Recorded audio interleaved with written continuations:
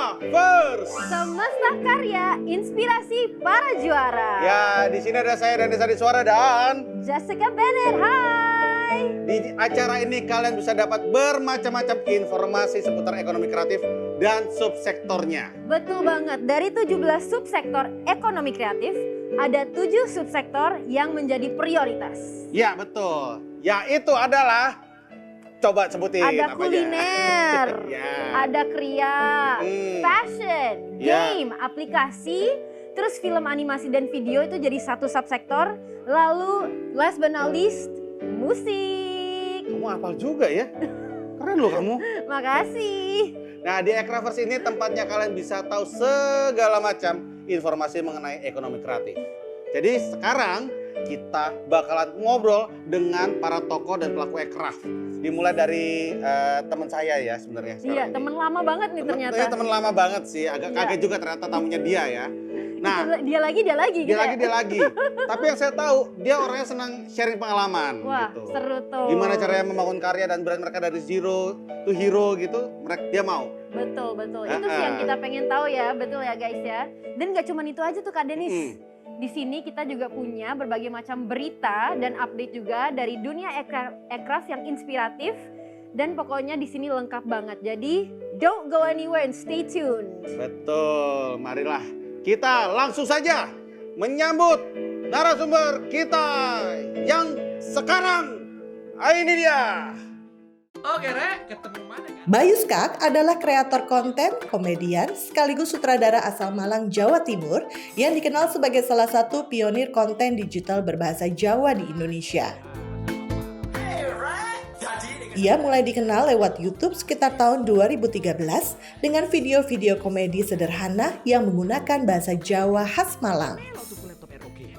Di saat banyak kreator memilih bahasa Indonesia atau bahasa Inggris, Bayu justru konsisten dengan identitas lokal. Dan dari situlah ciri khasnya terbentuk. Perjalanannya tidak mudah. Karir sebagai konten kreator ia mulai di saat akses internet di kotanya masih terbatas. Bayu mengedit sendiri kontennya di rumah, lalu harus pergi ke warnet untuk mengunggah videonya memanfaatkan paket internet seadanya. Dari YouTube, Bayu kemudian melangkah ke industri film. Ia tidak hanya menjadi aktor, tapi juga menulis dan menyutradarai filmnya sendiri, seperti Yowis Band, Sekawan Limo, dan Lara Ati. Transisinya dari dunia digital ke perfilman diwarnai keraguan. Banyak yang menganggap remeh idenya membuat film berbahasa daerah. Ia sempat mengaku merasa kesulitan menjalani peran ganda sebagai sutradara dan aktor. Namun jerih payahnya terbayarkan. Film-filmnya sukses secara komersial dan membangun fanbase kuat. Melalui film terbarunya, Fo UFO, Bayu meluncurkan gebrakan baru lewat genre komedi ilmiah berbasis teknologi CGI. Bayu Skak kini dipandang sebagai simbol generasi kreatif baru yang sukses berkarya baik di dunia digital maupun perfilman Indonesia tanpa kehilangan identitas lokalnya. Wow. Aku lihat-lihat kayaknya mukanya nggak ada bedanya sama sekarang. Masa sih? Iya gitu-gitu aja. Yaudah kita lihat sama-sama yuk. Mari kita panggil Bayu Skak. Tuh, sama tuh mukanya. Asik. Ayo sama. Ayo. Are-are Jawa iki. Cok kesuwen Kang. Ya apa sih? Apa kabar, Mas? Apa kabar? Udah bosen belum ketemu Kak Denis? Iya. Waduh, bakal ditanya. Ini kita nongkrong sering kita udah. Iya. Terakhir ketemu kapan tuh? Terakhir waktu kami kemarin di JAV ketemu juga. Itu minggu lalu. Iya, itu. Iya, masih minggu lalu. Baru banget ketemu Masih minggu minggu lalu ya. Masih minggu ampun. lalu gitu, nongkrong-nongkrong hampir 2 hari bareng loh. Iya, di JAV. Ini rambutnya emang kayak gini asli? Enggak, ini gara-gara kemarin habis syuting Sekawan Limo yang kedua. Jadi Wow. rambutnya diganti sesuai karakter yang ada. Wow. Baik, Ya. gini, baik. Kalau kita kan biasanya kan kalau kamu ngobrol sama aku, kan deket-deket ke sini. Ya. Kamu sekarang yang deket-deket ke sana dulu. Wes belenger ya? Iya, wes belenger aku wes ah. Hah, Belenger itu udah cukup, udah cukup dah. Udah mumet Udah gitu sering, ya? udah sering. Iya. Udah sering banget. Udah sering. Tapi beliau ini memang orangnya konsisten dan pantang menyerah. Wih, Gitu seru, loh. keren, Saya keren, pribadi itu dari dia pertama kali di Malang berkarya itu ya bener kayak tadi tayang tadi tuh. keren. Dari alat seadanya di kamar dia gigih terus bikin Iya, iya. sampai mendobrak ide-ide baru dan inovasi-inovasi baru gitu. Tapi emang passion berarti ya? Iya, You karena enjoy ya? mengerjakan sesuatu yang passion itu enak banget. Dan tahu nggak Kak, ini pertama Apa tuh? kali ke Jakarta juga Mas Denis yang jemput aku, ingat nggak dulu Mas Iya. Den? Terus pertama kali Itu. jalan-jalan ke Jakarta itu sama Mas Denis. Waduh, keren Gitu. banget. Teman support teman ya berarti ya ini ya. Iya, gitu. Udah kenal berapa lama sih kira-kira? Dari ya itu, dari 2013-an. Betul. 2012 akhir. tahun. 2012 13 adalah tahun. aku pertama kali ke Jakarta yang acara itu Tuh, dulu. yang acara waktu itu. Wow. Gitu. Jadi kalian bertumbuh bareng juga berarti ya? Iya. Ih, seru banget. Sekarang yang wawancara ternyata dia ya. Iya. Jadi kita narasumber. Iya, kita udah tahu. Tapi ini aku kasih tahu satu lagi ya. Apa Ya. tuh? Dia tuh termasuk salah satu orang kreator Indonesia Mm-mm. yang dapat gold play button yang awal-awal. Itu berarti gitu. 1 ya. juta subscriber ya kalau nggak salah ya? Betul. Yang awal-awal ya tapi ya. Wow. Heeh. Wow, Tapi wow, ada wow. pencapaian apa lagi sih selain itu yang menurutmu yang pas di awal-awal karir itu yang menurutmu kayak gong banget gitu?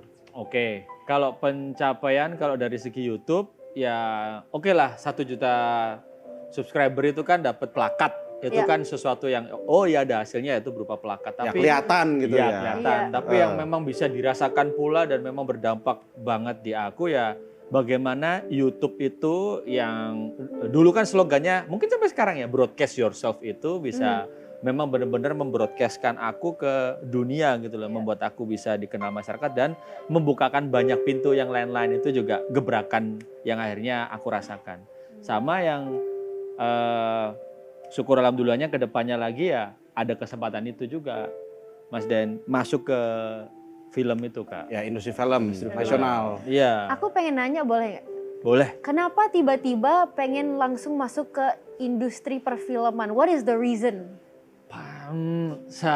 Sebenarnya nggak tiba-tiba Mas Dan ya, nggak tiba-tiba Kak. Karena waktu itu aku itu YouTube juga lumayan lama dan di tahun 2014 itu saya mulai ramai main ya, bukan saya punya film tapi saya cuma main di film orang kayak jadi pemain. Iya, iya, iya. Sehingga kan kenal sama produser A, B, C gitu kan. Betul. Nah itu sudah sempat ditawarin tuh kalau ada ide film boleh dong sama kami gitu kan. Oh. Saya masih mikirnya kayak, waduh, saya kan bikin YouTube, video YouTube kan pendek gitu Iya, kan, mungkin betul. maksimal berapa 10 menit Iya, lah ya. iya. Terus kok disuruh bikin film, meskipun memang saya sekolahnya masih ada irisannya dengan itu kayak animasi, saya Iya. sekolah SMK animasi. Iya. Di animasi itu ada irisannya videografi, sinematografi, penulisan naskah juga ada. Kuliah juga gitu. Iya. Tapi akhirnya nyemplungnya di 2017. Jadi itu 2017. agak lama sih memang belajar dulu memang karena Iya betul, berat ya. berat kalau langsung nyemplung langsung wow sok-sokan tahu kayak nanti jadinya sesuatu yang instan kan pastinya akan cepet betul. ininya juga Indomie instan. aja kita tetap harus bikin, nggak instan kan? Iya. Betul. Nggak seinstan itu. Harus dipotong dulu, dikeluarin dulu, direbus dulu. Berarti itu preparasinya 4 tahun ya? 4 tahun. Jadi 2013. benar-benar ketika ada desas-desus buat kayak ada peluang itu ya saya nggak langsung ngambil, saya cuman ya saya iyain dulu tapi ya nanti ya Pak kalau saya siap saya akan datang gitu kan. Apa sih preparasi yang paling penting ketika mau jadi belajar jadi film director itu? Oh, kita harus tahu lapangan. Lapangan. Itu menurut saya penting karena pada dasarnya saya pun juga udah dapet teorinya waktu di mata kuliah saya atau dulu waktu sekolah di pelajaran sekolah saya. Kan saya SMK terus lanjut kuliahnya juga animasi anyway gitu kan. Nah itu masih ada irisannya banyak banget. Tapi ketika di lapangan, dulu kok gini ya? Dulu kok gini ya? Berarti memang bener. Nggak boleh langsung ujuk-ujuk langsung nyemplung gitu loh. Iya. Lebih baik kita, kalau kita orang Jawa itu apa maksudnya? Nyuwun sewu. lah Nuwun ya. sewu ya. Apa itu artinya? Tolong translate. Permisi. Permisi. Kayak nggak langsung kayak sudut masuk. Iya, iya. Permisi dulu ya. Shoot, Cara- langsung gitu. ada sound efeknya. Kita lihat dulu sekeliling, oh gini industrinya seperti apa, terus berkenalan dengan banyak orang, linknya yang lebih perbanyak gitu kan, dan Iya, mendengar masukan-masukan orang. Betul, betul. Saya betul. Ketika di sekolah gitu ya pastinya ada long shot, ada medium shot, ada apa. Iya. Nah ketika di lapangan, loh kenapa kok ini yang diambil langsung ekstrim close up-nya? Kok bisa? Kemarin saya belajar nggak gitu loh. Bay, ini tuh adegannya nangis, Bay. Kalau kita ambil lebar, ntar kita take lagi 2 kali. Orangnya udah nggak nangisnya udah ini. Jadi kita Iya, utamakan ini dulu, nanti kita justru kita balik. Oh gitu bisa ya? Iya. Bisa. Gitu. Oh, Berarti tuh, teori sama belajar. lapangan beda banget ya. Bener. Siapa tadi yang diutamakan? Yang diutamakan gimana tadi? Ya, jadi harus close up dulu. Enggak, tadi enggak kayak gitu, ke sana. Aduh dibully. Ya memang, mumpung ini teman saya akan bully di acara ini. Tapi saya mau mikir-mikir dulu, habis ini saya mau ngisengin dia apa lagi ya. Aduh. Sambil mikir, mari kita nonton yang satu ini. Apa nih?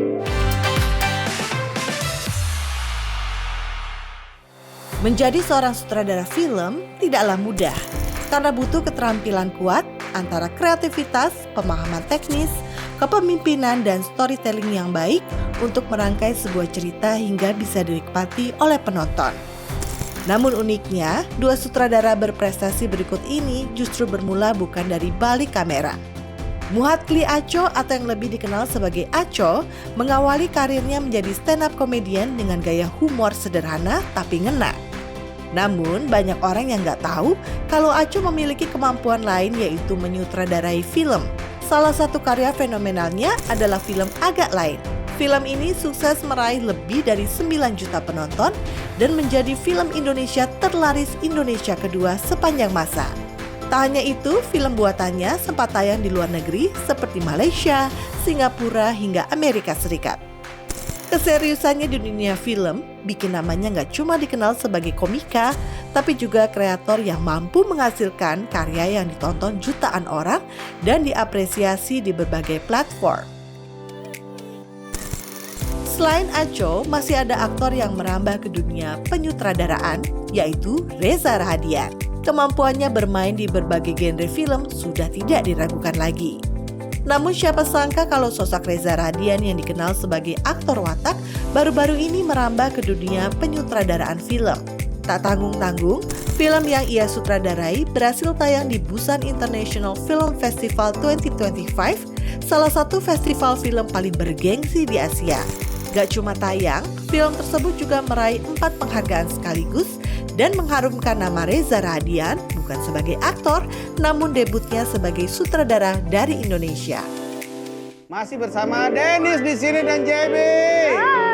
Hai, dan kita masih kedatangan sama Bayuska, ya seorang teman saya yang sudah lama saya kenal dari zaman dia ngevlog, bikin konten di kamar sampai sekarang 1 tahun bisa 3 film. Luar Ya kan? biasa.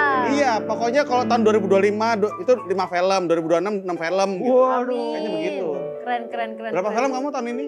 2. Hah? 2. 2026 2 ya? Ya. Oh, Semangat yang banget. tayang. Yang tayang. Yang produksi 2 juga. Ya, Wih. terus yang tayang? 2. Oh, 2 juga. Ya. Wow. Oh, sorry. Maksudnya dia tadi adalah 2 tayang dan 2 produksi. Iya, jadi Artinya 4. persiapan 4. Ada dia disibukkan oleh 4 film tahun 2026. Mantap. Luar biasa. Mantap. Gitu. Pusing. Aku pengen nanya deh, Alhamdulillah. kan Kak Bayu kan raja nih di platform sosial media kan? Aja. Ya di Di film juga platform lah. di digital, iya. Jutaan penontonnya nih. Bener juga sih.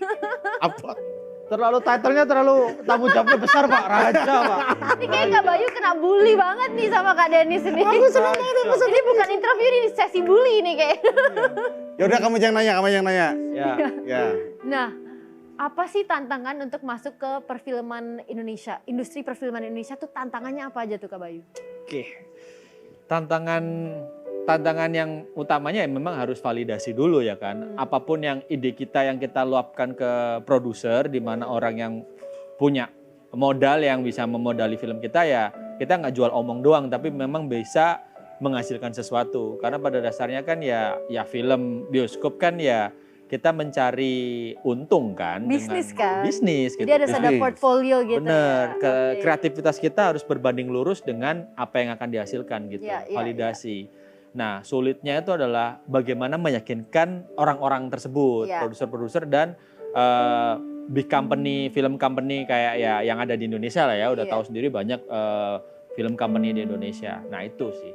Ketika mereka sudah membeli ide tersebut, nah kita nggak boleh memberikan yang setengah-setengah. Udah dikasih kepercayaan loh, kayak Iya, saya waktu betul, itu betul. alhamdulillahnya Yowis Band berjalan gitu ya kan. Meskipun dengan ada cerita-cerita ke depannya, dia setiap produksi akan ada cerita lah ya. Nah itu lika-likunya ya saya nikmati saja, tapi ya satu yang saya kunci adalah ketika saya diberikan kesempatan, diberikan mandat, ini loh bisa nih Yowis Band terrealisasi. Oke, terima kasih atas kepercayaannya, lah saya jalankan. Dan syukur-syukur pada waktu itu Yowis Band-nya tembus hampir 1 juta penonton, itu wow sekali sih untuk film yang berbahasa daerah ya. Nah, aku mau nanya sekarang. Ya. Ketika itu kan masih banyak sekali film-film Indonesia itu berbahasa Indonesia, Ya. bukan berbahasa Jawa. Ya. Kan? Kamu meyakinkan investor tuh gimana? Nah, Ya dong. tips-tipsnya gimana nih? Ya, bayangin gini deh, gini. Pitchingnya gimana nih? Aneh, Tidak aneh. aneh, Anda udah tahu. Ya, dia belum tahu. Oh, iya. Ceritanya dia investor. Iya, iya, Ya, itu, iya. ayo.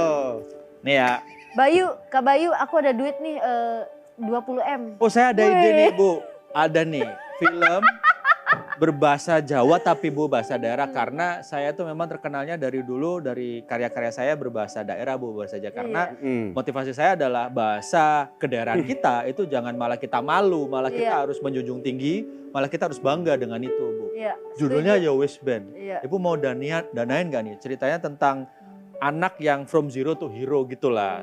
Biasa, sekilas kayak normal-normal aja, tapi unique selling point-nya ada di kedaerahan tadi itu Bu. Syutingnya di Malang. Ibu mau nggak biayain ke Malang? Saya skip dulu deh. Wah, kayak gitu. Kurang lebih kayak gitu. Kayak gitu. Sempat ditolak. Iya, sempat ditolak 4 kali. 4 4 kali ditolak. ditolak. Kali ditolak. Wah gila. Dilempar juga pernah naskahnya. Bukan Diginiin? dilempar yang kayak gitu. Gitu? Enggak. Terlalu ekstrim itu. Terlalu ekstrim. Terlalu ekstrim. Itu masih batas Ya, ini ya. doang. Aduh, aku terlalu bersemangat, sorry. Maafkan teman saya Kementerian Ekraf. Cuman gini doang loh Kak. Kayak, Ya. "Hah, Oh. udah lah ya." Aduh, terus reaksinya gimana Kak Bayu? Ya nggak apa-apa ya. Yang namanya. Yowis Band gitu Itu ya? tadi. Masuk Pak Eko.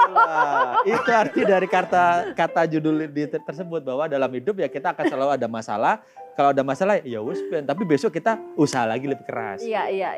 Jadi ketika saya ditolak itu ya nggak apa-apa lah, ya namanya pahamlah saya, karena membuat film kan tidak murah ya teman-teman ya. Ada Betul. modal gede yang digelontorin, Mas Danis tahu lah. Iya. Dia juga produser film, kayaknya ke depan mau bikin film lagi nih. Wih, kolaborasi bareng dong. Tipis-tipis. Nggak usah. Ya, Ini tentang ya, kamu. oke. Jadi kita harus maklum aja gitu kan. Iya, iya, Tapi ya saya melihatnya belum jodoh lah dengan beliau gitu kan. Terus singkat cerita saya dengan produser yang saya pernah juga kerja bersama beliau, saya datengin dan syukur alhamdulillahnya orangnya suka dengan karya ini gitu kan. Lihat kayak nggak yang gimana-gimana ya. Cuman tanya, ini bagus, menarik, tapi syutingnya jangan di Malang, bisa nggak kalau dipikirkan di Jakarta saja. Nah, aku mikirnya adalah kenapa aku kekeh banget pengen syuting di Malang. Mungkin ada sangkut pautnya juga dengan Kemenekraf juga ya, bahwa ekonomi kreatif itu kan alangkah baiknya kita bangunnya dari daerah juga gitu loh. Setuju. Bukan dari Iya. kota yang besar gitu kan. Setuju banget. Dimana saya mikirnya ya oke lah, Jakarta ibu kota kita ini. Ya ini udah bagus gitu loh. PR-nya adalah bagaimana yang di luar-luar gitu bisa dapat ilmu dari Jakarta dan menerapkan diri di situ gitu kan. Saya syuting di Malang pada waktu itu, saya kekeh banget, Pak tolong Pak. Nah saya pengen syuting di kampung warna-warni. Jadi di Malang itu ya kayak ada kampung di pinggir sungai gitu dicat warna-warni. Bagus banget kayak di Rio de Janeiro. Kalau ke Malang main deh. Iya. Nah itu kami syuting ke sana. Dan akhirnya di ACC, oke, bagus lah di sana ya kan. Asalkan ada diferensiasinya, jangan sampai boyong orang banyak kru ke Malang, tapi sama aja set-setnya kayak di Jakarta. Dari syuting di sana, jadi bener kan ketika Yowis Band-nya berhasil, karya kreatif berupa film itu juga bisa menjadi, kalau bahasa saya dari lama itu lokomotifnya. Lokomotif kan kepala kereta, kereta api, kepala kereta api, ada gerbong-gerbongnya. Gerbong-gerbongnya ditarik apa aja? Nomor 1, saya upayakan selalu sumber daya manusia. Karena kalau sudah syuting di Malang, jangan sampai ini sumber daya manusia. Ntar ada ini lagi apa namanya destinasi wisata. Karena syuting di sana kan pasti di notice sama orang kan, orang jadi pengen main ke sana. Terus UMKM, terus juga ada brand-brand lokal harus diikut sertakan sehingga wilayah tersebut juga maju. Betul. Gitu kan. Nah itu alhamdulillahnya dengan karya-karya saya sedikit banyak menerapkan hal seperti itu. Keren Nah, banget. Keren ini. Ini memang prinsip lokomotif yang harus dipelajari oleh banyak orang. Setuju. Tapi untuk saat ini teman-teman pelaku aircraft, kalian harus belajar dulu dari yang satu ini. Satu ini.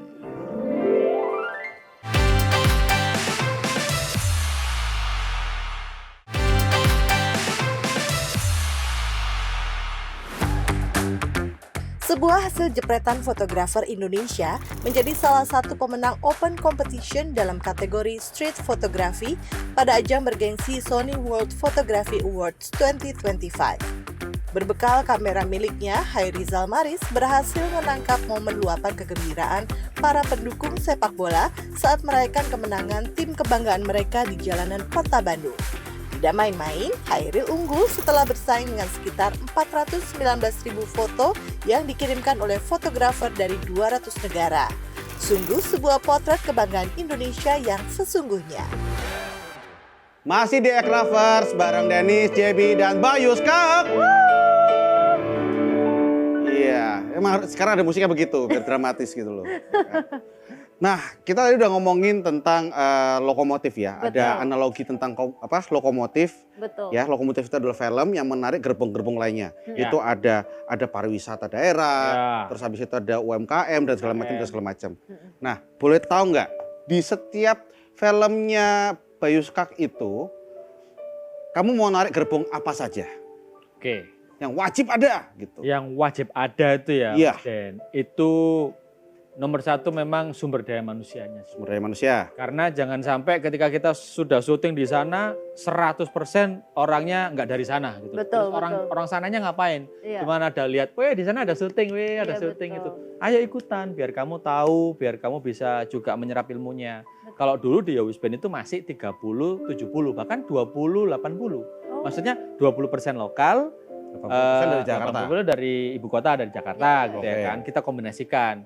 Namun ketika berhasil dan bagus, saya minta nambah kuota lagi di film saya selanjutnya sampai akhirnya ya di film yang terbaru malah 90% Wow. dari keren daerah. Nah, itu kan ya karena kepercayaan diri aja sih. Karena memang Ya. ya tidak berbanding lurus dengan follower loh. Maksudnya Iya, iya, iya. mau bikin film, oh iya followernya berapa? Alah orang kemarin banyak sekali orang-orang yang followernya banyak, subscribernya banyak, bikin film ya flop juga banyak gitu Iya, ya kan. betul. Ada yang biasa-biasa aja juga malah berhasil gitu banyak juga. Berarti follower bukan berarti film itu akan ditonton orang gitu. Iya, Jadi iya, memang harus cerita dan segala macam. Iya. Oke Mas Dian, itu tadi Sumber daya Manusianya. sumber daya manusianya. Terus Terus ini brand-brand lokal. brand lokal. Karena gini, sedikit banyak ketika kita bikin film itu kan pastinya ada budget-budget yang waduh bengkak nih. Nah, Ya. itu bisa dong kolaborasikan dengan brand-brand lokal yang ada di daerah tersebut. Betul. Kalau mau sebut brandnya kayak jangan lah ya, ini kan di Iya, tapi misalnya sektor apa brand lokal ini? ya banyak, ada makanan, ada lokasi, misalnya lokasi syuting, butuh penginapan, butuh ini. Kita gabungkan ke dalam cerita. Iya, iya. Dan kalau saya selalu memasukkannya tuh soft, bukan yang hard ya. Iya, ya, sama. Kalau hard itu orang bakal kayak, aduh ngiklan ini udah kelihatan banget ngiklan. Males jadinya. Kalau misalnya kita lihat Korea dengan santainya di setiap karya mereka, Korea Selatan Betul. itu drama Korea atau film-filmnya ngangkat HP-nya merek itu selalu kan ya. Iya. Bahkan Jennie Blackpink dimintain foto HP-nya, oh itu kan buah itu nggak mau. Harusnya HP-nya yang itu gitu kan. Nah, Iya. itu kan membuat prestige-nya itu tadi kan brand-brand lokal yang ada di sana dan Iya, kita pun juga harusnya menyontoh seperti itu. Jadi ya brand lokal tersebut ada bisa makanan, teknologi, Ya. banyak lah gitu kan. Terus apa lagi? Sama ini apa namanya destinasi wisata. Destinasi wisatanya. Paling nggak 3 ini deh. Tiga ini Tiga ya. ini. Karena ini penting karena destinasi wisata itu misalnya Yowis Band, syuting di Kampung Warna-Warni yang tadi saya Iya, bilang itu iya. Kak. Mm-mm. Itu ketika Yowis Band meledak, orang-orang jadi notice, oh Kampung Warna-Warni Malang. Mereka ke Datang ke sana, sana, gitu iya, kan, iya. Kampung 3D gitu kan. Iya. Dan ketika ke sana ada bayaran lebih, misalnya lokasi syuting Yowis Band tuh di sana naik foto bayar lagi sekian. Itu sudah bukan kami yang ambil, Iya. itu Oh, biar gitu? masyarakat sekitar Mas Dian. Itu keuntungan buat mereka. Oh, gitu. keren Karena banget. kita menaikkan sana, terima kasih sudah dikasih support untuk bisa dibikin syuting. Ketika ada keuntungan terlebih dari itu, ya udah itu untuk kalian. Oke. Keren Mereka juga banget. seneng kan. Local hero ini, national hero. National hero ini. Iya, ya. national hero. Oh, Itu sih, gitu. 3 itu sih. Tiga Nah itu untuk ya. melakukan ini semua itu sebenarnya rumit gitu kan. Masalahnya saya ya nggak bisa kalau melakukan ini sendirian. Iya. Oleh karena itu visi yang grande ini disupport oleh partner-partner saya yang kami bersepakat visinya sama nih untuk ya kami orang daerah semua gitu kan. Ya bagaimana kedaerahan ini harus kita gaungkan menjadi sesuatu yang keren. Bukan hanya kita selalu menjadi pasar, ada sana pada bikin, kita ikutan terus gitu. Kita harus stand out juga gitu kan. Nah, dengan visi itu saya akhirnya mendirikan yang namanya Skak Studios itu. Skak Studios itu adalah company yang akhirnya nanti film-film saya semuanya di situ.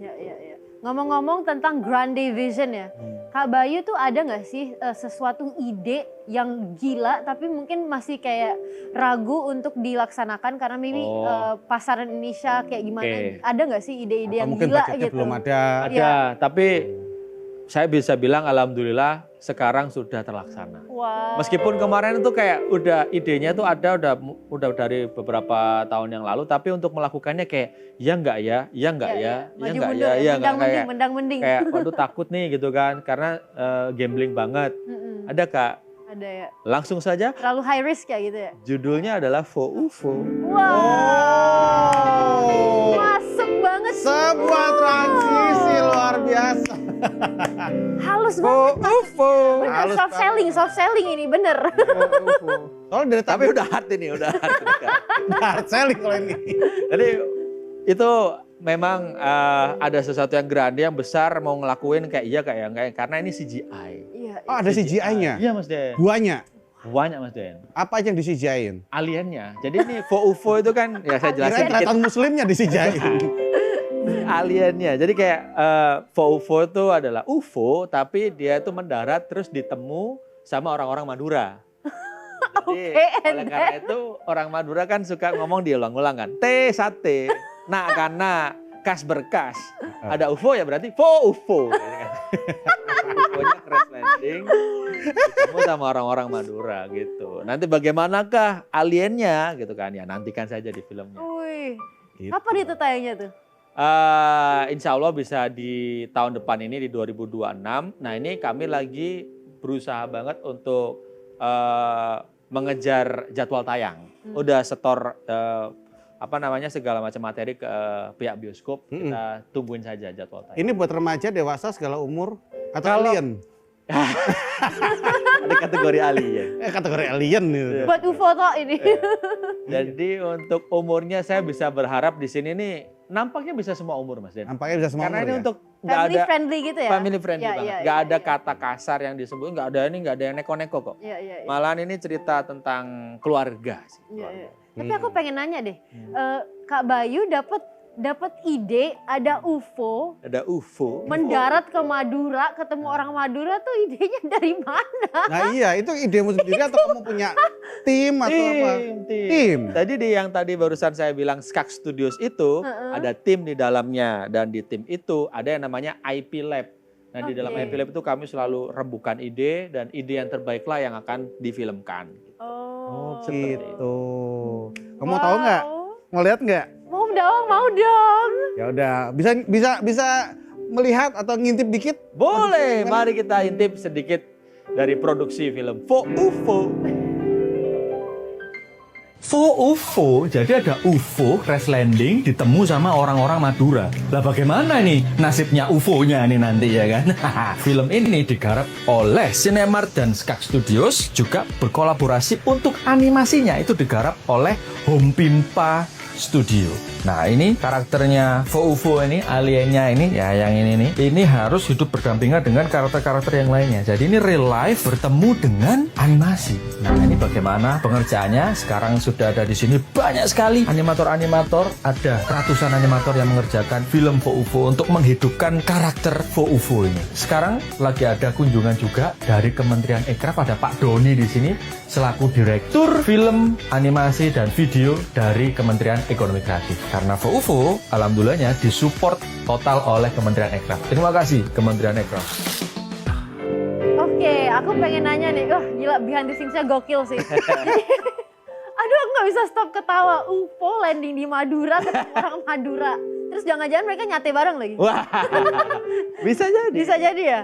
Nah, Kak Bayu ini cuman jadi sutradara saja atau ikut main juga nih? Oke, di setiap film saya sih diharapkan bisa ikutan main. Jadi untuk di sini juga ikutan main, Kak. Oke. Tapi nggak yang banyak-banyak, tapi cuman 3 scene. Wih, humble banget ya. Scene. Humble banget Sebuah anaknya. penampakannya humble itu. Ya, nggak usah banyak-banyak lah. Udah saya berfokus nge-direct aja karena ketika saya fokus nge-direct bisa maksimal nantinya. Iya, iya. Karena ini butuh, syutingnya itu bisa dibilang ribet juga karena kita acting. Ada satu pemain di sini yang dia pakai green screen, pakai helm besar gitu kan ya. Oh jadi aliennya? Iya, jadi aliennya. Jadi dia akan dialog terus kita harus menyinkronkan ini dulu. Terus sebelum syuting pun kita harus mengambil ambience-nya dulu pakai kamera yang 360 tuh. Iya, iya. Oh, Ini iya? ditujukan untuk matanya dia. Jadi Oh. matanya kan gede dia. Iya. Gak boleh hitam dong, pasti harus ada refleksi kan. Nah Iya. itu nanti ditempel di situ. Sedetail itu kamu ya? Iya, itu dikerjakan sama tim Home Pimpa itu tadi, Home Pimpa Studio dari Surabaya itu dan Malang. Itu mereka studio animasi yang mengerjakan film ini. Jadi memang ini ya seperti yang tadi saya bilang, mau maju nggak ya? Mau iya nggak ya? Iya nggak? Karena serumit itu untuk bikin. Iya, iya, iya. Bahkan tim yang ada di syutingan pun juga mereka kayak, kayak gini ya gitu. Sekarang Capek mereka otaknya sering gitu. kali syuting ya, syuting aja nggak ada treatment CGI gitu kan. Nah ini CGI hampir bisa dibilang 80% dari filmnya. Karena kan ceritanya si alien tersebut kan ikut di keluarganya nantinya. Jadi kayak sering kali muncul gitu loh. Nah itu harus sinkron, arah pandang harus benar gini-gini. Nah itu ribet sih. Apa sih yang paling ribet dari film ini? Yang Ya itu. kayak paling, aduh, migren gitu mikirnya. Ini sih pengisi suara. Bayangin ya, kami syuting itu yang jadi aliennya ini itu bukan dia yang ngomong. Dia hanya gerak-gerak doang. Jadi di sana ada orang yang Dubbingnya, dabernya. dubbing. Dabernya itu Mas Ade Bibir, dia itu yang waktu itu pengisi suara SpongeBob. Oh, Jadi dia Oh, itu gitu? yang kayak pernah ketemu deh. dubbing suaranya iya. si Fo ini. Iya. Jadi dia di sana action. Nah di sini tuh dia gerak-gerak doang ini. Terus di sana juga ikutan. Aku akan ini. Iya, Tadi iya. kamu jadi harus pas gerakannya. Saya sering kali cut. Ayo, kalian tadi latihan gak sih? Ayo latihan dulu dong. Ini ngomongnya sudah tendang. Kamu tendangnya waktu di ending gitu. Tendangnya Ya, telat gitu. Karena nih dua kepala jadiin satu kan. Iya, betul, Nah, betul. Itu rumit tuh. Itu rumit tuh. Tapi Belum. chemistry-nya oke, chemistry-nya. Oh oke. Dan, dan itu apa namanya? Aku dengar juga banyak pemain-pemain baru ya. Oh baru. Jadi untuk yang di film Fo ini yang barusan saya bilang tadi, bahkan sekarang bisa sampai 90% ya film Fo ini 90% masyarakat daerah. Jadi bener-bener kami kemarin kan untuk film ini kan kami disupport oleh Kementerian Ekraf juga kan. Oh ya? Iya. Ketika Wow. waktu itu ada dialog dengan Pak Menteri, Pak Rifki, itu saya berusaha untuk menyuarakan film Fo ini, orangnya langsung kayak, ya ini nih apa yang bisa kami bantu. Wah langsung saya terucap semua kan, wah ini Pak minta tolong ini Pak, ini minta tolong ini. Nah akhirnya banyak sekali yang bisa dikolaborasikan gitu. Salah satunya juga izin-izin bisa lebih enak Mas Iya. Den ya kayak itu.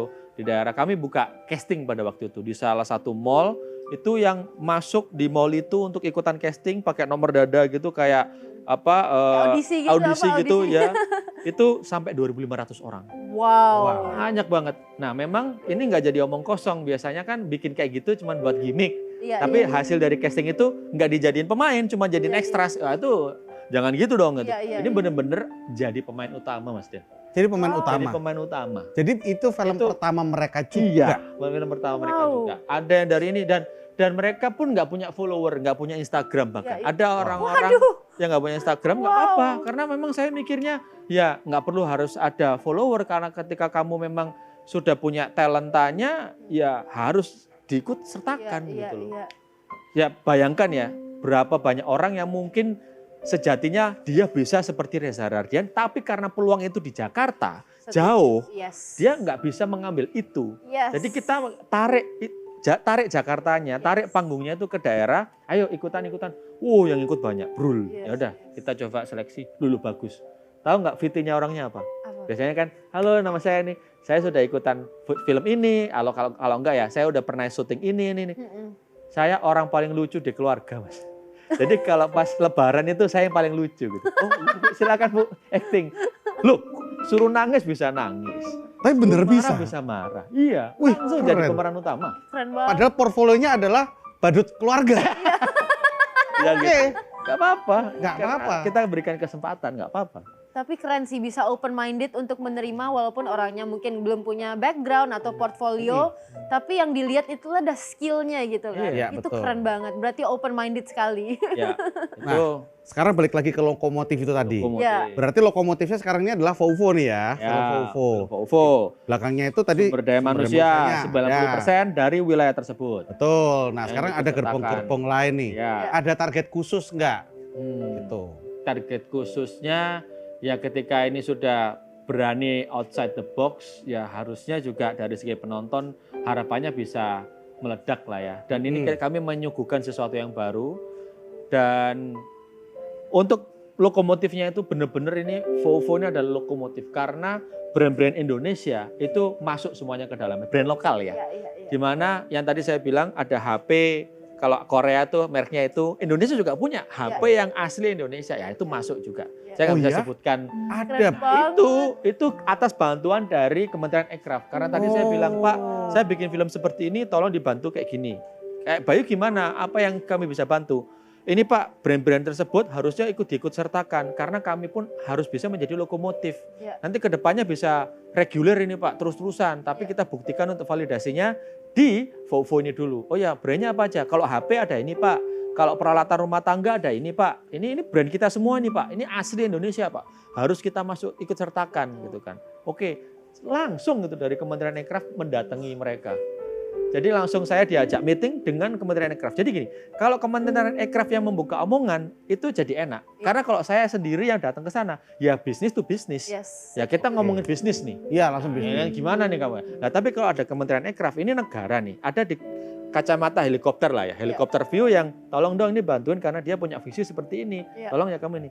Oke, akhirnya ketemunya enak Iya, gitu betul. kan. Meskipun saya nggak mencari goal yang besar kayak Pak masuk ke film saya dengan dana sekian besar banget, oh enggak. Iya. Karena memang saya sadar bahwa ini validasi dulu. Iya, betul. Saya membuktikan dulu di film ini, ketika ini film ini bagus, nextnya mari kita berbicara tentang nominal yang lebih besar Iya, gitu. iya, Oke, iya, nice. Ya memang harus ada di tas dulu ya. Ya, kita trust dulu aja nggak apa-apa. Ikut sertakan aja Kak Pak brandnya. Ada sepeda motor listrik gitu kan. Wih. Itu dari punya kita sendiri ada tuh orang Brand Indonesia. Iya brand lokal. Wow. Nah, Itu. Baik, filosofi tadi itu ya, tentang lokomotif tadi. Itu kamu akan merasa tersaing nggak kalau ada filmmaker lain yang memakai itu? Apa namanya? Tidak merasa tersaingi, malah saya akan senang karena sejatinya malah ini harus dijadikan sesuatu yang grande. Malah ini harus dijadikan sesuatu yang normal. Setuju.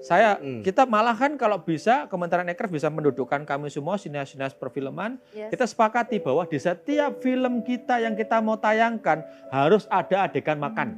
Masakan Indonesia. Di film Volvo makan sate Madura. Itu sering itu. Bener aku tadi. Bayangin. Bener. Aku spoiler nggak ya? Enggak lah. Aku Ya. ada bebek Madura Yes, mungkin. Ya, itu cara ngorek, Bu. ada di trailer, ada di trailer. Itu cara- Ada di trailer. Ada di trailer kok. Bukan spoiler. Nah, kan itu adalah upaya untuk memperkenalkan apa yang kita punya. Iya, iya. Bayangkan 20 tahun yang lalu di Jakarta, mungkin 30 tahun, 20 tahun yang lalu belum ada restoran Korea. Adapun restoran Korea di sini untuk orang-orang Korea yang tinggal di sini makan di restoran Korea. Kita kan Oke. belum kenal makanan Iya, Korea. betul. Ya, ya, Tapi ya. dalam 30 tahun ini mereka bikin film, bikin Yes. drama Korea, selalu ada adegan makan itu kayak Iya, makan kimchi apa-apa. Kita kan Iya. jadi kayak kenal. iya. Kenali, cintai, konsumsi. Kalau kita kenal, kita akan cinta. Kalau kita cinta, kita akan mengkonsumsi. Yes. Nah, itu yang kita harus lakukan. Kalau kita lakukan sekarang, saya selalu bilang, bahkan ke waktu itu ke Pak Menteri juga, Pak Rifki, Pak kalau kita lakukan ini Pak, jangan kaget. Mungkin 10 tahun, 15 tahun kemudian di New York ada sate Madura Pak. Iya. Loh, Iya. jangan kaget. Betul. Ya, Jangan kita rame bisa lagi aja, gitu kan bisa saja. saja, kan? Heeh. Kalau kita kenalkan dan Iya. harapannya adalah bukan dari Madura saja ya kan. Iya. Masakan Padang selalu dimasukkan ke film, masakan apa. Yang standar tuh nasi goreng apa-apa. Jadi kita selalu memperkenalkan masakan Indonesia gitu kan. Itu salah satu contoh ya, bukan dari segi masakan doang loh. Karena Thailand pun juga berhasil loh mereka. Di Iya. setiap mall kita sekarang Luar ada biasa. restoran Thailand. Masa kita nggak bisa gitu. Iya. Iya, luar biasa Thailand. Aku pernah ke UMKM pasar malam sana. Wow, Iya. very impressed dengan packagingnya, dengan booth. Itu benar-benar berasa premium banget sih. Ya emang itu luar kita biasa. harus Yes. bisa ke arah sana. Yes, setuju Jangan banget. sampai kalah kita. Karena pasar kita tuh gede banget. Jangan Setuju. sampai kita menjadi pasar yang cuma membeli aja. Kita juga harus menjual kan. Yes, setuju. Nah, baik, sekarang gini. Ya, Aku tahu film udah jadi nih ya. ya Vovo. Ya Vovo udah jadi nih. Gitu. Ya. Tapi kamu masih terbuka untuk collab nggak sama brand-brand Indonesia lainnya gitu? Atau siapapun lah yang mau collab? Bisa. Masih banget. bisa. Buat collab, tapi gini, saya kalau misalnya film sudah jadi ya sudah jadi, tidak bisa ditambahin di dalam filmnya. Betul. Tapi kan yang namanya film ada produksi dan promosi. Iya. Oke. Promosinya kami akan tur ke kota-kota. Nah kalau ada brand yang mau menggandeng, ya ayo. Brand lokal gitu apa, karena banyak banget loh. Ada kopi misalnya apa, Iya. ada makanan, snack-snack apa, itu kan Iya. brand lokal banyak banget. Nah, kamu bisa dikontak lewat mana nih? Lewat saya saja Mas. Masih tanyaan. Iya, itu makanya lewat DM gitu bisa. Iya. Oh ya lewat DM. Gitu. Kirain Mas Denis yang mau mengenal. Ini kenalannya banyak juga kan. Oh, Bay, iya, ada iya, ini iya, Bay, iya, mau iya, nggak? iya. Ya begitulah gitu. Jadi teman-teman kalau misalkan kalian mau berkolaborasi di proyek terbarunya Mas Bayu atau Skak Studios gitu, langsung aja DM aja. Pokoknya terbuka, ini demi kemajuan brand Indonesia. Ya, Setuju. UMKM juga. UMKM juga. Yes. Tuh, lihat. Ya, Bye. setuju. Thank you banget, Bay. Aku tuh pengen ngobrol lama banget ya, tapi masalahnya sudah Udah bosen masalahnya. Udah sering soalnya. sering. Tapi dia bakal banyak tanya-tanya sih harusnya. Oke. Iya. So, thank you ya, Bay ya. Terima Terima kasih. kasih banyak Kak Bayu untuk waktunya. Ya. Semoga sukses selalu filmnya dan semua karya-karyanya yang akan datang. Betul. Ya, Aku kita- pengen nonton dong Vovo. Nanti aku undang premier ya. Makasih. Oh gitu caranya. Emang. Ya udah, kita masih bakal ngobrol dengan narasumber lainnya ya. Pastinya dari subsektor aircraft lain setelah informasi berikut ini. Tetaplah di Aircrafters.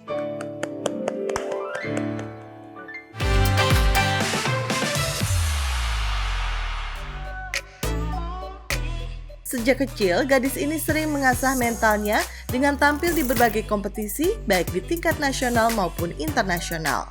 Dialah Miu atau yang dikenal dengan nama Mata Miu. Tahun 2023, aksi Miu di kompetisi Radical First Jam dan Summer Jam Dance Camp di Da Nang, Vietnam sempat viral. Video yang diunggah ke akun YouTube-nya ditonton lebih dari 40 juta kali. Di tahun 2025 ini, Miu kembali mencuri perhatian saat tampil di World of Street Woman Fighter bersama mega crew Tim Motif. Di usianya yang masih belia, Miu membuktikan kalau talenta anak bangsa bisa bersinar di panggung global.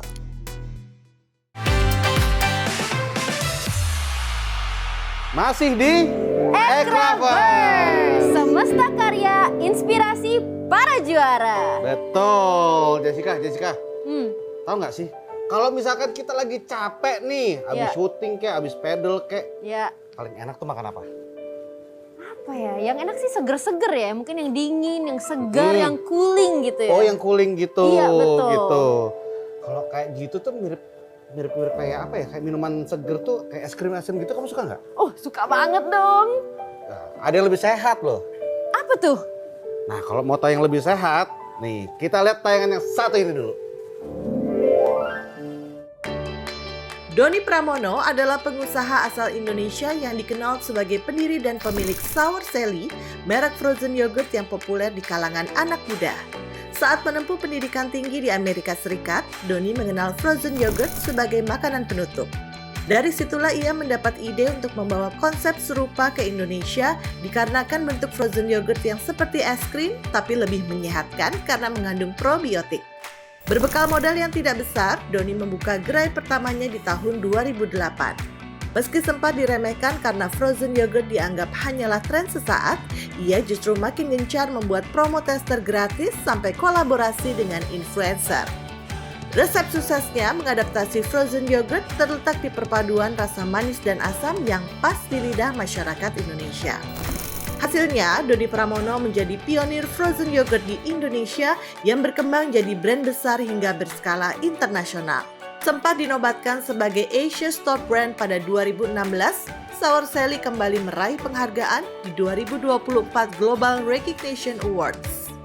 Dalam 5 tahun ke depan, Sour Sally akan membuka 30 outlet di Uni Emirat Arab dan Arab Saudi, serta 48 outlet di Filipina. Lewat Saur Sally, Doni Pramono membuktikan bahwa ide kreatif, ketekunan, dan pemahaman pasar yang baik bisa bikin anak muda punya brand kuliner yang diperhitungkan. Wah, ini mantep banget. Sumpah seger banget ngeliatnya gitu aja pengen. Ya udah, langsung aja ya kita panggil ya. Mari kita sambut Mas Doni.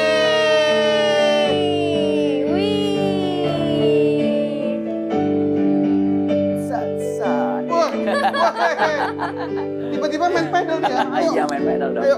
Halo. Ya, Mas Doni, apa kabar Mas Halo Doni? Mas Doni, terima kasih sudah datang di Eklavers. Ya, silakan. Silahkan. Duduk dulu. Nggak bosen Mas tiap hari makan yogurt Mas? Hah? Saya tiap pagi justru. Oh justru Karena tiap pagi, iya. Itu Tiap kan- pagi Heeh. istri bikinin jus buah, Heeh. tapi Wow. dicampur dengan ini Sour Sally Yogurato ini. Oke, yang smoothies yogurt. gitu ya? Jadi smoothies yogurt tiap pagi. Smoothies Wow. Yogurt fruit smoothies. Tapi kayaknya kalau dulu pas baru awal-awal kayaknya nggak ada yang kepikiran ya bikin produk kayak gini ya. Betul. Nah, tadi aku juga lihat ya di tayangan sebelumnya tadi kalau katanya itu sempat mendapatkan agak ada tentangan atau mungkin ada semacam apa ya orang-orang pada skeptis gitu. Dulu idenya gimana sih Mas? Oke, jadi pertama-tama salam kenal ya kepada Iya. teman-teman Ekraf yang menyaksikan menonton. Saya pertama kali itu berkenalan dengan produk frozen yogurt itu di tahun 2006-2007. Saat itu masih menyelesaikan studi kuliah S2 di US, Oke, coba saya tebak ya. Waktu Iya. itu usianya 17 tahun. Iya, betul. Wow. Iya, 17 tahun bener. Enggak. Oh, bukan. 20 berapa? 23 kali, 23-an ya. Oh, 23-an Iya, dulu. 23. Oke. Iya. Terus. Saat itu sering makan jadi hobi. Nah, oleh karena itu saya sering ke kafe-kafe frozen yogurt di sana. Terus akhirnya tahun 2007 saya lulus. Ada kelulusan jadi orang tua datang, saya bawa orang tua saya makan. Ibu saya yang pertama itu hari saya bawa makan, suka gitu. Idenya dari iseng aja bahwa mengatakan bahwa ibu saya bilang, ini kalau mamanya di Indonesia bisa laku kali ya, di Indonesia belum ada gitu kan. Ini juga es krim kan, es krim yogurt kan panas gitu di Indonesia kan cocok buat Iya. yang seger-seger gitu kan. Tapi ini mungkin lebih sehat gitu karena mengandung Betul, probiotik, betul. melancarkan pencernaan kayak gitu kan. Betul. Nah jadi mulai dari situlah saya lulus dari kuliah, ada kesempatan kerja 1 tahun di sana. Saya magang istilahnya di situ. Kita kasih izin kerja 1 tahun, magang di salah satu perusahaan frozen yogurt di sana. Akhirnya ide tersebut saya bawa balik Indonesia dan tahun 2008 bulan Mei berdirilah cikal bakalnya outlet pertama Sour Sally di Senayan City saat itu. Wow. Jadi awalnya mungkin dari hobi makan. Sampai sekarang pun masih makan, saya senang makan 2 kali. Kalau yang ini tiap hari malahan kan. Tiap hari. Cintai produk Iya, sendiri ya? Cintai produk sendiri. Oke. Sekarang sampai anak saya juga suka. Untung anak saya belum tahu saya yang punya Sour Sally. Oh gitu sampai Kalau enggak sekarang. nanti saya pasti dimintain terus tiap hari, bahaya juga. Makan tiap hari, iya. Berarti Koko, masnya sebelum ngerilis produk itu berarti dicobain sendiri dulu ya? Cobain sendiri. Jadi Bagus. ada tes sendiri sama Research and teman-temannya. development Iya. gitu ya? Sama teman-teman. Iya. Ke teman-teman dulu. Jadi pas Dan teman-teman. pertama kali dibangun dulu yang datang teman-teman juga ya? Diundang Teman-teman. juga? Ada suka nggak? Suka. Cuma ada yang beberapa yang mungkin skeptis ya yang tadi bilang ya. Nah, Kayak ya itu. Indonesia kan, orang Indonesia kan sukanya pikirnya manis gitu kan. Sedangkan yogurt kan ada asamnya gitu. Jadi ada yang kayak betul. pro and cons lah. Pro Iya, and cons. iya, Tapi iya. kan kuncinya di mana-mana kalau memang ide-ide yang baru tuh yang inovatif itu memang mungkin semua market belum bisa mencoba, tapi menurut saya itu kalau ada segelintir market yang suka dan mempunyai fungsional benefit yang baik, mempunyai unique selling product yang baik, ya itu cukup harusnya bisa dicoba gitu. Betul. Tapi di bulan-bulan awal langsung untung atau? Saat buka pertama ya puji Tuhan saat itu langsung banyak yang suka ya, rame ya. Soalnya mungkin konsep baru juga kali ya. Sempat viral kan itu hari ya, tren kan, tren banget. Jadi sehingga menyebabkan tahun 2008-2009 sempat ada berapa puluh brand tuh, ada berita dari salah satu media di Indonesia bilang ada 70 brand kalau nggak salah tahun 2009 Yang jualan frozen yogurt pada ikut-ikutan. Ya, ini ngetren kan itu hari. Iya. Ngetren. Jadi rame banget yang ikut ini. Iya, Tapi berarti waktu itu kamu umur berapa itu, Jess? Aku actually love Sour Sally dan jujur aku baru tahu kalau Sour Sally itu produk Indonesia. Oh gitu. Baru tahu ini jujur aja. Orang Indonesia yang keluar negeri sekarang. Iya betul, keren banget sih. Dan aku pertama kali cobain Sour Sally itu waktu aku SMP. Jadi mungkin tahun 2010-2011an kali ya. 2010-2011an, Iya, dan oke. itu kan aku lahir besar di Bali kan. Jadi Oh, aku di cobainnya itu waktu itu di Mall Bali Galleria. Mall Bali Galleria Iya, ya benar. dan Kita aku pernah punya suka ada. banget dan hampir setiap minggu ke sana pasti. Iya. Sekarang juga masih ada di Bali, ada sekitar 5 cabang. Dan Iya, justru iya. kita tahun depan pengen lebih banyak lagi sih. Kita Iya, pengen iya. turis itu kalau datang ke Bali carinya pengen salah satu wishlist untuk 10 things to eat-nya gitu. Kalau buka TikTok atau buka Google, Iya. kita pengen Sour Sally jadi salah satunya gitu. Oh iya iya. Ini, iya. Black ini tes Sakura. memori nih ya, tes memori buat kamu Jess. Apa tuh? Logonya dulu kayak gimana? Aku inget banget Sour Sally itu dia ikonnya ada cewek. By the way Sally itu siapa ya? Sally Apakah is dia just siapa? Who is Sally? Sally is And just kenapa dia asem? Sour Iya. Sally. Sally itu sebuah karakter dari brandnya aja. Jadi Oke. IP-nya lah. Kalau zaman sekarang kan banyak Bilang yang IP. ngomong IP ya. Heeh. Jadi sebuah karakter Sally gadis anak 14 tahun yang Dia gotik nggak sih? gotik. Gotik Iya, ya kan kan? Dia Awalnya, pakai betul, hitam betul. gitu. kayak Gotik. anak-anak emo gitu kan Yes. yang rambutnya ke samping. Benar. Quirky juga.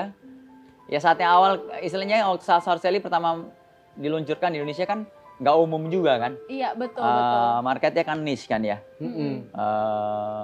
Dan produk yogurt saat itu kan masih belum di Indonesia masih belum populer kan ya. Iya, Tidak betul. seperti sekarang gitu. Iya. Betul. Jadi ya itu quirky, gotik Dan kenapa warnanya hijau dan rebellious hitam? lah istilahnya.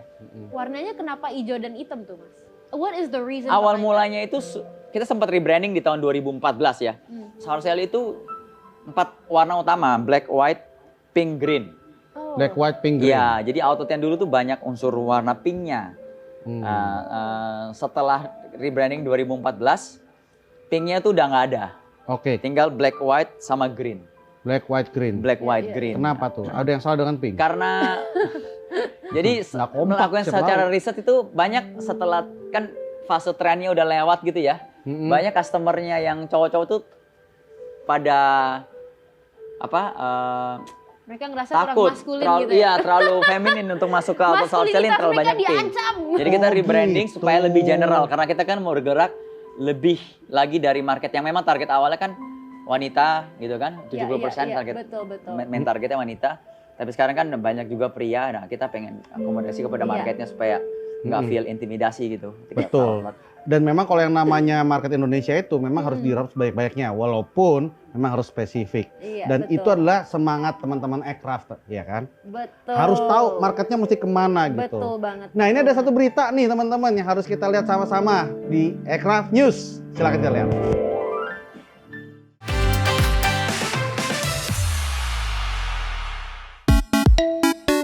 Kesuksesan tidak selalu datang dari dunia film, musik, atau seni pertunjukan lainnya. Ternyata industri game juga punya kekuatan besar untuk mengharumkan nama Indonesia di kancah internasional. Salah satu buktinya datang dari developer game lokal bernama Toge Productions. Lewat karya fenomenal mereka, A Space for the Unborn, Toge Productions berhasil bikin dunia gaming global ngelirik Indonesia. Game ini hadir dengan cerita yang sangat emosional, visual lembut, dan nuansa Indonesia di tahun 90-an yang bikin pemain kembali bernostalgia. Tidak hanya itu, game ini berani ngebahas isu kesehatan mental, hubungan antar manusia, dan perjalanan tumbuh dewasa yang dibungkus dengan sentuhan dunia hayalan yang khas dan relate dengan kehidupan sehari-hari. Dari segi prestasi, A Space for the Unbound meledak di berbagai festival game dunia. Bahkan sebelum rilis, game ini sudah mendapatkan Best Storytelling Award di SEA Game Awards 2020. Tak sampai situ, game ini juga masuk nominasi kategori Games for Impact di The Game Award 2023 dan Cultural Impact di App Store Awards 2025. Keberhasilan Toge Productions bukan cuma soal menang penghargaan, tapi juga bukti bahwa talenta kreatif di Indonesia itu nyata, kuat, dan bisa bersaing di level paling tinggi. Wow, keren banget, namanya Toge Production. Betul, emang sekeren itu mereka. Udah banyak ya yang namanya brand Indonesia itu mendunia. Setuju banget, Ah, ah. setuju banget. Salah satunya ya sekarang Sour nih. Sally. Sour Sally ini gitu.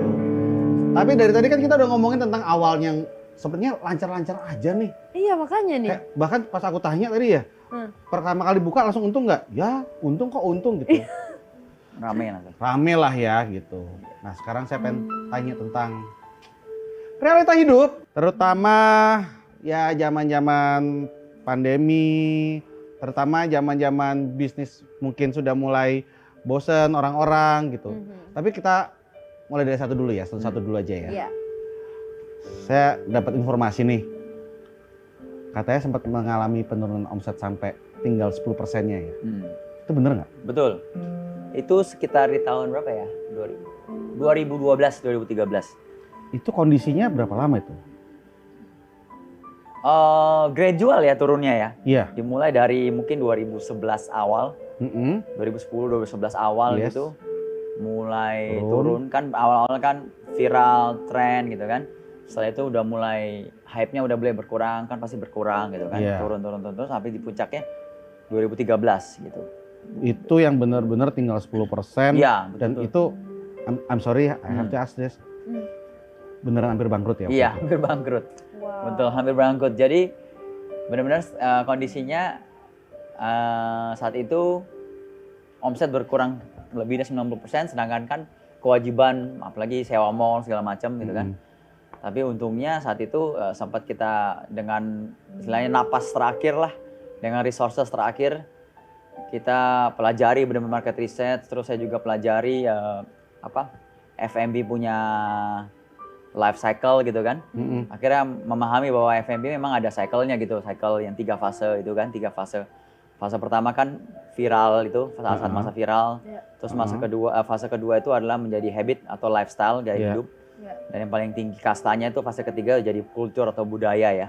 Tapi berarti waktu itu masih dalam tahap Awal masih di Masih di fase viral 1, ya? Iya, viral. Jadi viralnya udah mulai habis. udah mulai habis, belum Ya. sama jadi lifestyle, ya itu tadi ya, Iya, penjualan betul, menurun. Betul. Jadi challenge-nya adalah gimana kita bisa beralih dari fase viral, mengandalkan viral itu pelan-pelan bisa jadi habit atau lifestyle. Nanya dong, ini nggak ada di briefing. Ya. Sempat jual aset nggak?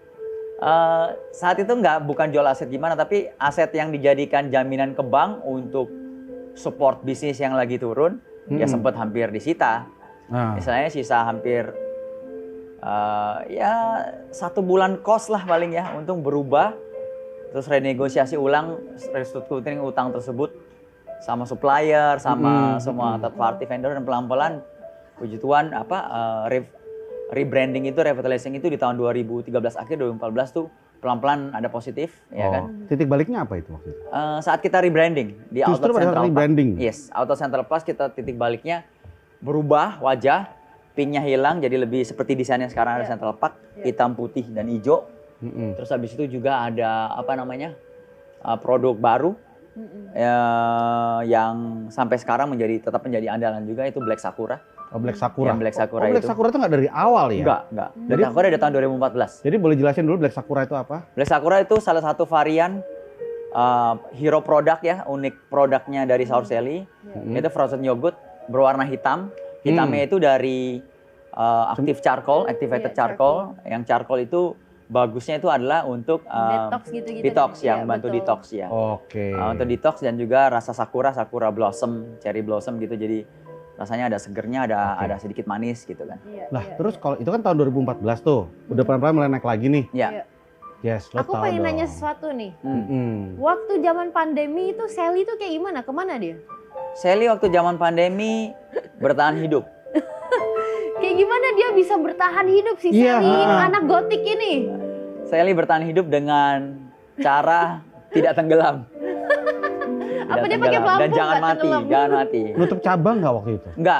Tutup cabang sih enggak, cuma kita kan sudah cukup lama saat itu, berarti pandemi kan 2020 ya. Sedangkan kita udah 12 tahun. Jadi kita punya relationship bagus juga dengan mall, dengan supplier, dengan vendor. Jadi kita ya kan pandemi istilahnya itu pengaruh makro, bukan masing-masing kan, itu Iya. seluruh dunia kan. Yes, Jadi kita betul. negosiasi ulang sama supplier, negosiasi ulang sama pihak mall untuk Betul. rentalnya diringankan gitu kan.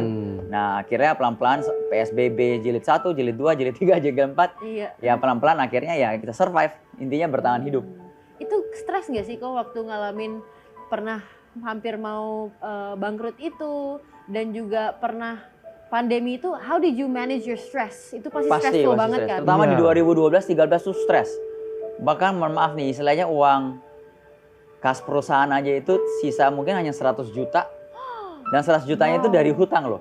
Oh my goodness. Itu bukan kas positif, Oh, itu kas itu minus. hutang. Iya. Wah. Jadi pernah punya hutang 100 juta. Gua mau utangnya sampai miliaran, sampai jadi kan itu kayak rekening koran lah ya, turun Iya, sampai iya, sisa iya. 100 juta aja nih. Nah, 100 juta ini dipakai terakhir nih, lemparan dado terakhir setelah riset segala macam kita Gambling ganti terakhir itu ya? gambling Iya, terakhir betul-betul. ke outlet Central Park, Wah. berubah ini segala macam, untungnya jadi. Aku boleh nanya nggak? Terus kalau tadinya itu nggak jadi, Koko bakal ngapain? Ya cari jalan lain lagi. Cari jalan lain Luar lagi. biasa. Harus cari jalan lain lagi. Ya, ini saya masih shock ya. Ini masih shock ya. Jadi saya mau minta tolong operator tolong masukin Ikra News lagi deh. Oke. Sambil saya menyembuhkan shock saya dulu.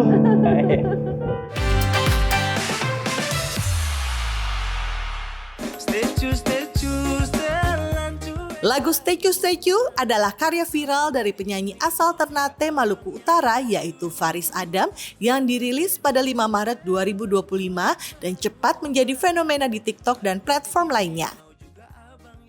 Lagu ini dikenal karena liriknya yang catchy dan istilah statue singkatan dari setelan cuek yang menggambarkan romansa ala anak muda yang malu-malu tapi tetap menarik perhatian pendengar. Dalam waktu singkat, statue digunakan jutaan kali sebagai sound di TikTok menghiasi konten dance dan sketsa kreatif. Yang lebih membanggakan, lagu ini berhasil masuk dalam daftar Top 20 Global Songs TikTok 2025 menjadi satu-satunya lagu Indonesia di sana yang menduduki peringkat ke-8. Lagu ini membuktikan kalau karya lokal bisa menembus panggung global.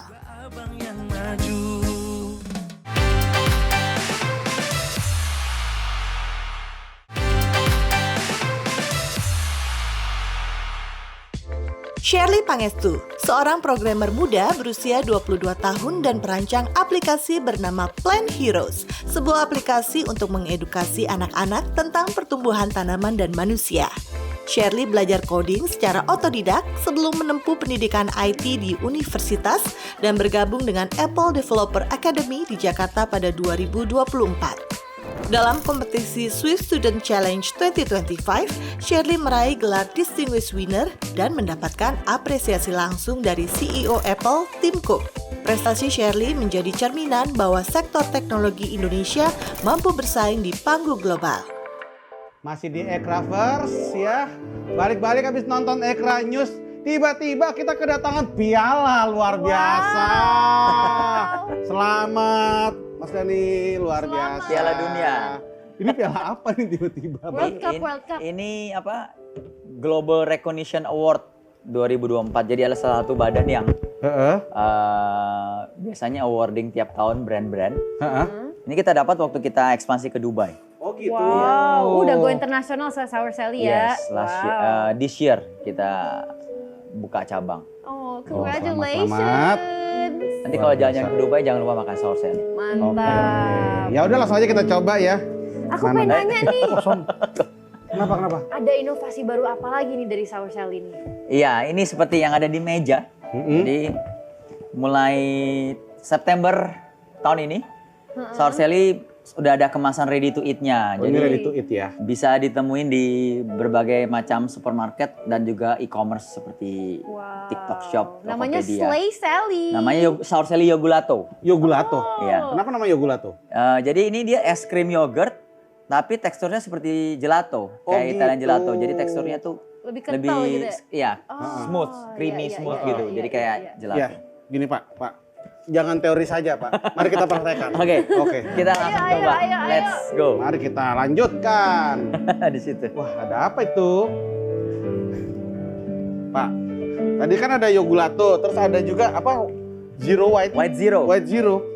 White Zero. White Zero itu varian terbaru juga yang zero added sugar. Jadi orang yang diabetes atau takut makan gula gitu kan bisa itu sebagai apa? Solusinya. Karena mengandung 3,9 gram gula kurang lebih per 100 gram ya. Jadi sangat rendah gula. Oke. Zero added sugar. Beku-beku ini, wow. Iya. Enggak, ini udah mencair pasti Ini ya. apa ini? Cookie dough and raisin. Mungkin cobanya dari yang rasa Slay Sally dulu. Slay Sally yang Sally. Slay plainnya. Sally. Dari tadi dia pengen selesai banget itu saya.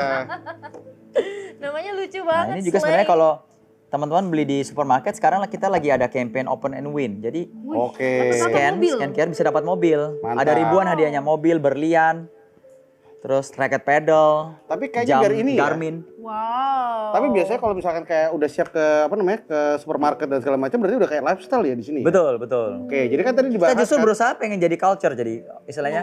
Oh gitu. Ya makanya kita tahun depan juga pengennya ekspansinya tuh lebih Bali itu jadi salah satu ini karena pengen jadi culture Indonesia gitu. Jalan-jalan ke Indonesia, ke Bali, makan cari sour Sally. Yes. Nah, biasanya tuh kalau jadi culture harus jadi lifestyle dulu, Baru baru sering-sering jadi culture. collab tuh. Iya. Betul. Udah collab sama siapa aja tuh? Iya. Collab kita terakhir sama ada kalau yang brand Indonesia batik Garuda Kencana. Garuda Kencana itu ada sempat bikin packagingnya juga kayak batik. Wih, keren Terus banget habis sih. itu sama beberapa local snack, Ya. Ladang 5 pernah. Ya. I love Ya, that cookies dan- ya, ya, enak banget cookies, itu. cookies yang Iya. Just ajak ngomong Sugar terus tuh. free. Sebelum makan. Ini belum Dia buka. mau makan dulu Kak Dennis. Sendoknya nih, sendoknya nih. Oke, iya. Coba. Sendoknya nih. Tapi terbuka ini. Silakan. Ini apa ya? Ini apa ini? Ini yogurt plain Slay Sally. Oke. Oh ini sendoknya yang di outlet ya. Ya, ini adalah sendok di outletnya guys ya, gitu. Ya, Ini Jadi buat tampar orang enak nih. Nah, Oh, gitu. atau nggak untuk ngupil lah bisa juga. Iya, Buat orang tuh enak nih tuh. Banyak tuh fungsinya, multifungsi, Oh. multi talented dia. Refleksologi juga ya rupanya nih Sour Sally, gitu. Iya. Oke.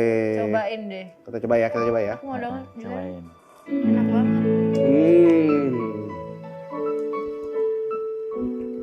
Ini saya tiap hari makan, tapi di jus sama buah, Wah, enak banget sih. sama Iya, alpukat. ini rasanya jadi kayak yogurt plain smoothies. bener, tapi plain, emang plain. lebih creamy ya, Yes, bener yes, sih. lebih Agak creamy. agak beda teksturnya. Iya. Saya juga mau dong. Ini kita jadi food review ya. Saya jadi ngiler. Bagi dikit ya. Ya, boleh.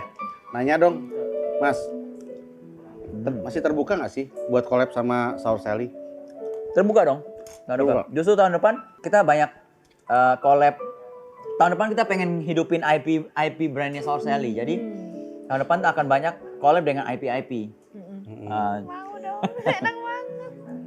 Jadi tahun depan kita akan collab dengan IP. Ada yang internasional.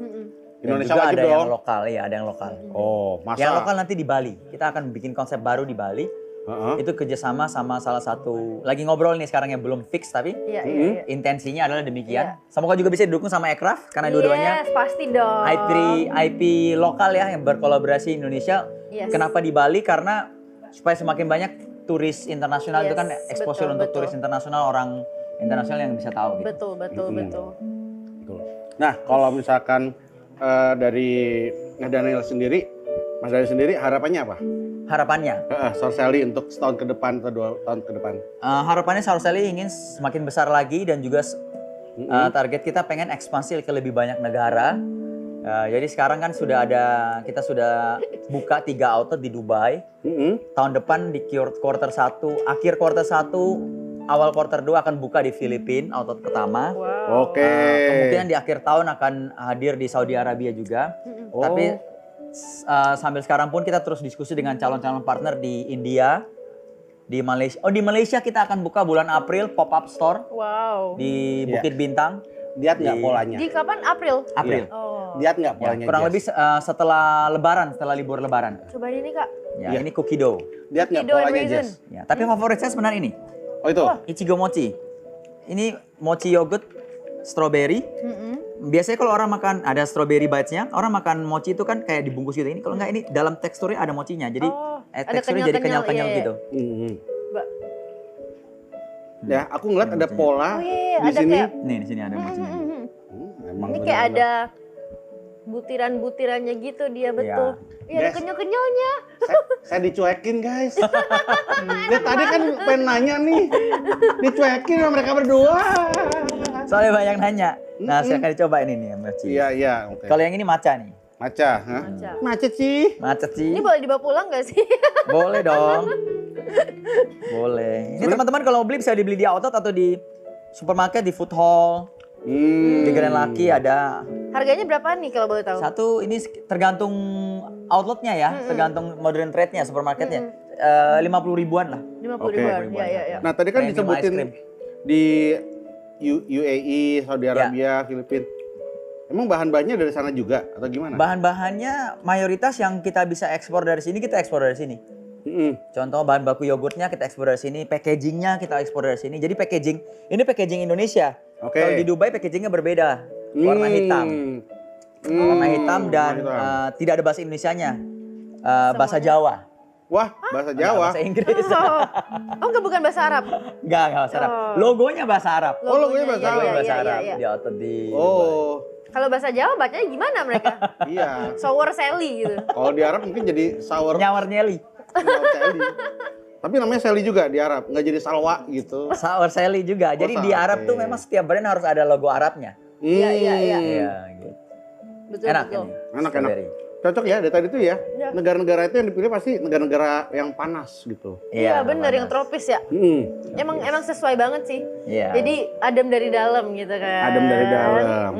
So, ada inovasi apa lagi nih setelah ini? Lagi deh. Tahun depan kita banyak kolaborasi dengan IP brand internasional, dengan lokal. Kita juga akan bikin satu konsep baru di Bali. Mudah-mudahan tahun depan itu sudah jadi. Atau mungkin bikin perusahaan baru lagi kayak Sour Sally bikin basreng gitu. Sering. Ya, siapa Kita tahu. sebenarnya Sour Sally sekarang ada namanya Sour Sally Green. Sour Sally Green itu tempat Sour Sally yang lebih besar dan menunya bukan hanya frozen yogurt, berbagai macam dessert. Jadi istilahnya frozen yogurt 2.0 lah. Ya, Nah, ada itu teman-teman. macam-macam di situ menunya, ada snack, ada dessert dan lain-lainnya gitu. Betul, itu namanya baru diversifikasi bisnis. Betul. Jadi pasti bakal banyak kolaborasi tuh ya. Betul. Nah, coba pengen ngasih tahu nih ke teman-teman, kalau semakin banyak ilmu dan informasi dari obrolan kita, berarti juga semakin besar peluang kolaborasi untuk kita sama-sama maju. Nah, kalau kamu bingung mau mulai dari mana, aku mau kasih tahu nih, Mas Dani. Yes. Ya. Ada platform yang namanya Ecraft Hub. Nah, di Ecraft Hub itu kamu bisa macam-macam. Bisa daftarin usaha kamu di situ juga. Bisa lihat peluang-peluang kolaborasi. Bahkan juga ada pelatihan-pelatihan gitu. Wow, lengkap banget berarti ya. Iya, gitu. Dan semoga teman-teman yang lagi nonton ini, semoga semuanya bisa makin semangat untuk terus berinovasi di dalam negeri ini, di ekonomi kreatif Indonesia. Betul, semangat. Terima kasih banyak Terima kasih ya. banyak Mas Dodi. Kami Pramono, terima kasih banyak. Produknya sangat luar biasa. Thank Bangga Iya. punya produk Indonesia yang sangat luar biasa dan go internasional juga. Semangat juga buat Mas Doni. Yes, terima kasih sudah mengharumkan Indonesia. Gitu. Sampai ketemu lagi di Ecravers. Semesta karya, inspirasi, Inspirasi para juara.